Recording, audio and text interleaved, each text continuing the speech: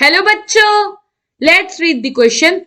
Direction. In the following question, a statement of assertion is followed by a statement of reason.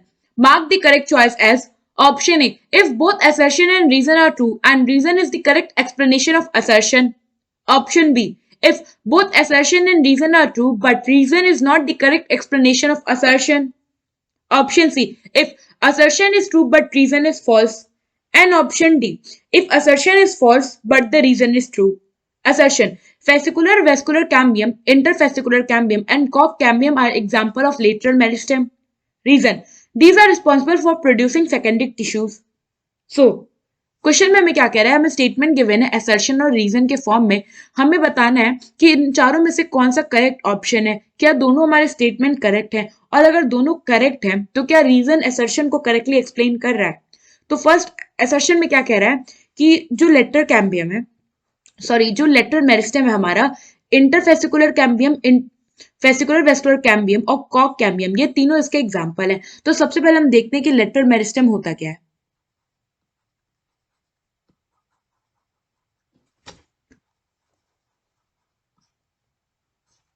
So basically lateral meristem हम इसको define करते हैं on the basis of कि जो हमारा meristem है उसकी लोकेशन क्या है. तो लेटरल मेरिस्टेम के केस में क्या होता है कि ये जो होता है, ये जो हमारा प्लांट होता है इसके साइड्स में होता है और रन करता है इन सिलेंड्रिकल फॉर्म में थ्रू आउट द लेंथ. इसलिए हम लोग इसको कभी कभी सिलेंड्रिकल मेरिस्टेम भी कह देते हैं. सो लेटरल मेरिस्टेम की बात करें तो ये प्रेजेंट होता है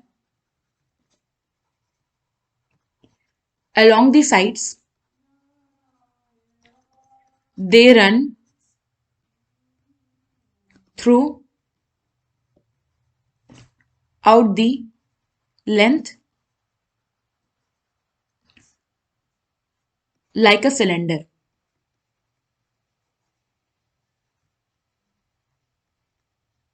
So also known as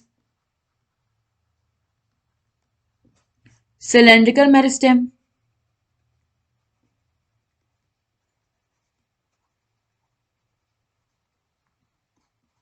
और हम इसके एग्जाम्पल की बात करें तो इसके अंदर आता है हमारा fascicular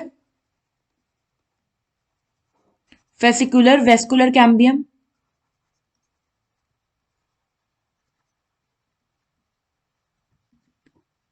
inter fascicular cambium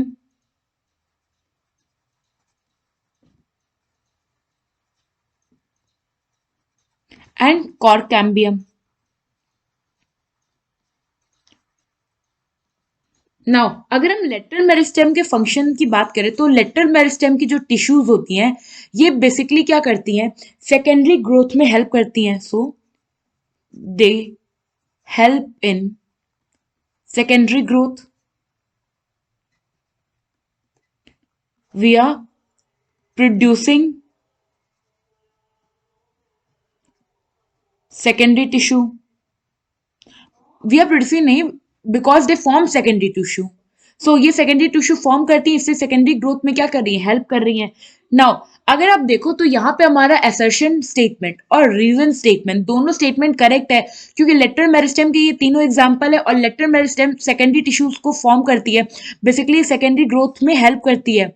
but जो ये सेकेंडरी ग्रोथ में हेल्प कर रही है ये इसका क्या है, फीचर है, या आप कह लो ये इसका वर्क है कि ये चीज कर रही है, ना कि क्यों ये लेटरल मेरिस्टेम के अंदर आ रही है ये डिफाइन कर रहा है. सो यहाँ पे हमारे दोनों स्टेटमेंट करेक्ट तो हैं बट स्टेटमेंट हमारा जो रीजन का स्टेटमेंट है वो असर्शन को एक्सप्लेन नहीं कर रहा है.